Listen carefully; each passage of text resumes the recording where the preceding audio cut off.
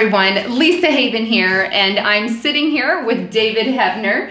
As you guys know, he is the movie director, producer, actor, and he is currently working on The Last Evangelist. Oh, The Last Evangelist. Got my t-shirt. And we got our little dog here too, Diesel. Say Diesel, say hi, Diesel. Yeah, it's going to be the new host of the Lisa Haven Hour. Huh? Right. So he's here kicking it with us. But as you guys know, I brought him on a few times. He's going to be filming that. I'm going to have information below. Make sure you subscribe to his newsletter, donate, all of that good stuff. But in light of what is going on today, we wanted to talk about Las Vegas. And first and foremost, my heart and David's heart, just going out to the families, those who were impacted by this entire thing. You're in our hearts and prayers. Yeah, that's right. Lisa, like as you know, I was shooting in Las Vegas yesterday, which was Sunday, and I left Las Vegas around 7 p.m.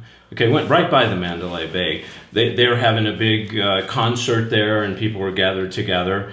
And of course, this morning, as I woke up and turned the TV on, I saw the disaster that happened. Yeah. And I do want to talk about that, but I want to talk about what I saw Sunday before the shooting, right? Mm-hmm. I noticed Las Vegas is actually kind of changing. You know, we call it Sin City, but when I was in Las Vegas yesterday, I kind of saw the God side of Las Vegas. I mean, I was blown away of the people that are actually having a consciousness of God, okay? I had an interview yesterday with a girl who actually is bringing prostitutes to the Lord. I mean, wow. She's an ex-prostitute, and she's bringing prostitutes. And I'm thinking, wait a minute, hold it. This is a real spiritual battle. I thought this yesterday, Sunday. And then, of course, as I turned the TV on this morning, I see the shooting. And I'm thinking to myself, because a lot of people are going, maybe this is judgment. And I'm thinking, this is a spiritual warfare. This is Satan trying to come in and take people out, okay? And I see it kind of as a little different as a judgment. I definitely hear it as the voice of God, but I see it as people are having a good time, they're together, and all of a sudden, Satan comes in, and look what happens. What is it, like over 50 people killed? Yeah, there's for the short end of those who, I'm sure most of people have heard it on the news, but 58 people have died, over 515 I believe now have been injured, but the gunman, he shot from across the way at the Mandalay Bay, yeah. Right, and then onto the crowd of people at the Jason Aldean concert, a country western concert, right. And it's just disturbing. And apparently he had 10 guns or more, machine guns there that he shot from the Mandalay Bay over to the concert area. And so again, it's just disturbing and heartbreaking to say the least. But yeah, that's kind of where we're at. And of course, everybody, once it's happened, they go, well, who is this guy? What's behind, by Diesel, what's behind this guy? Why is he doing what he's doing, right? I mean, first of all, they thought maybe it was terrorism. And then of course, they investigated. They saw the guy's white. He's middle-class white. They tried to...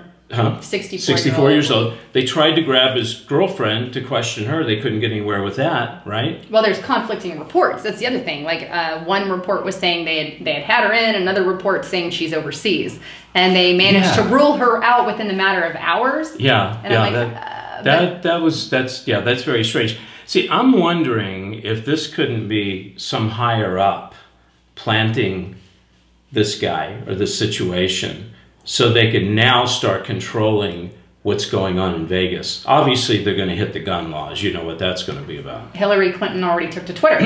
Yeah. She took to Twitter this morning, and right after, I mean, like, give us a break. At least let's pray for the victims. Yeah, you know? Absolutely. But no, the Democrats seized the opportunity, and she's like, it's basically, she blames it on the fault of the NRA. I don't remember her exact words, but if the NRA had it their way, they would allow these kinds of guns. So basically attacking our Second Amendment straight off the bat. Right. Yeah. And you know what? If I was Al-Qaeda, I'm using them for an example, I would choose a guy like this, white, older, right, appears to be a right-winger, and I would have him do, I mean, think about it. Why would you get an Arab?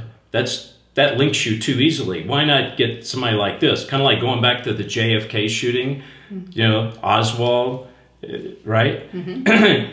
I know I was thinking kind of crazy thoughts, but what if they got a guy like this and they planted him to do something like this so that it would be a mark against the people, so that the government now can come in and start taking rights away from the people, the guns away from the people?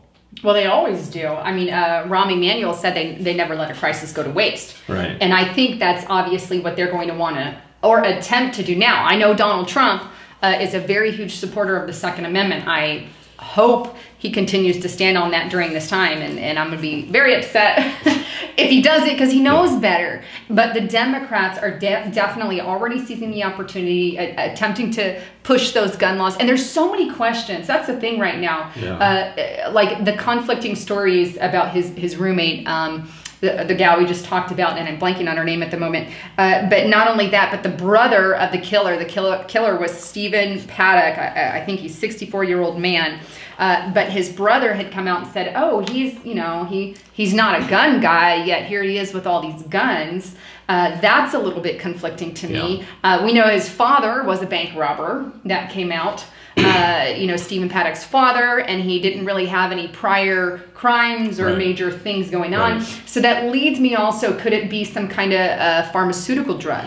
Was he, taking antidepressants or taking, some kind of over-the-top thing where, it's just... Lisa, listen, something's not right with this. It doesn't add up. That's what I'm trying to say. I don't mean to be so confusing, but the demographics of this guy, and he shoots at a country concert, it's all white, basically white, right-wingers. We would assume probably Trump supporters, right? Mm-hmm. Mind control. When you flip a switch, somebody just kind of goes crazy. Yeah. I mean, could it be? I remember seeing an old Charles Bronson movie one time where I think Jill Ireland was in it, where somebody said something or did something, and all of a sudden they went out and they just killed. Okay? Mm-hmm. And I'm thinking, wait a minute, could this be mind control? Could this be part of what the higher up, what we would call one world government, of saying, hey, they've implanted, whether it's drugs or something, I don't know. I mean, I don't know. Does that make any sense, or am I? No, 100%. I've read multiple documents on Project Monarch. I did one recently on hypnosis, linked it to the DoD and the Navy. You've seen the reports on my channel here.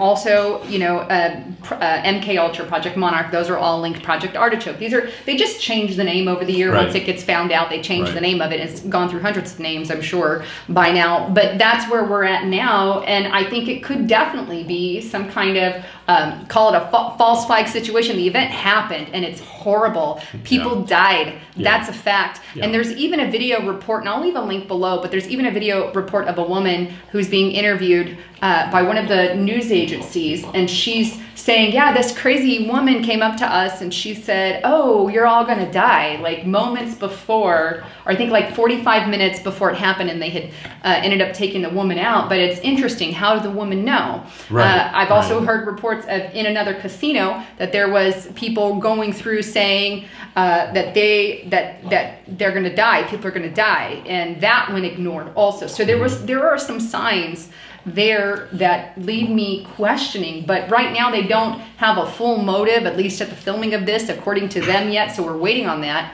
But lots of questions that are really going unanswered. And lots of speculation, I agree. Could absolutely be some kind of brainwashing, false flag, absolutely. I really believe, well, first of all, it's a spiritual. It's good against evil. That's number one. We need to pray for the families, and also pray for the... I got calls in the middle of the night. I couldn't answer the phone. I was asleep. But it was some of my people that were trapped upstairs of the Mandalay Bay because they had went up, the SWAT team had come, to get the guy. So everybody upstairs was trapped. Are they still there now? Or I don't think they're there now. I mean, I'm not really sure, but as of 6 o'clock this morning, they were still there. As far as I could tell with the texts and everything. Did they hear the guns? Yeah, they heard it. They looked out the window and reported seeing the gunfire, people down there, and all of a sudden they thought it was firecrackers, but then they saw people dropping, and they realized, wait a minute, this is a shooting, right? And what really bothers me is that they come out immediately, the press, and they say, this is perhaps, they say definitely it's the worst domestic terrorist attack on U.S. soil, right? Mm-hmm. Why would they say that before they know who the guy is? Why would they say that before they understand his motive? Why all of a sudden did the worst attack on domestic soil come out? That's what I want to know. I thought, that's strange. Yes. Does someone have an agenda about domestic terrorism? You see? Because if they can have enough terrorism here, they can take the good people and take their rights away much quicker, right? Right.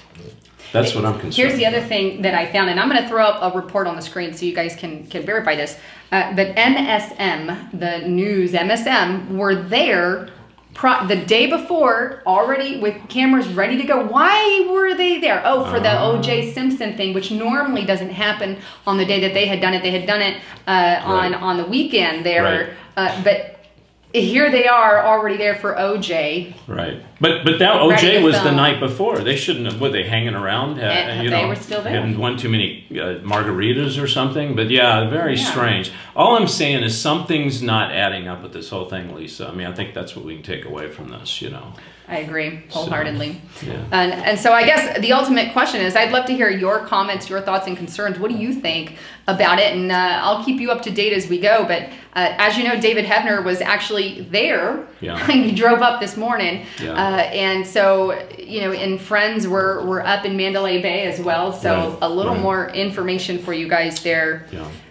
But with that, let's give the latest on the movie, and so people can check out that website and that information there as well. Absolutely. Thanks, Lisa. It's lastevangelist.com. Lastevangelist.com. Go and sign the newsletter, and if you feel like donating, you can, as donate page. And Miss Lisa here is going to be in the movie. She's going to be in the series. Yeah, we have a great part for you. But no, thank you for inviting me.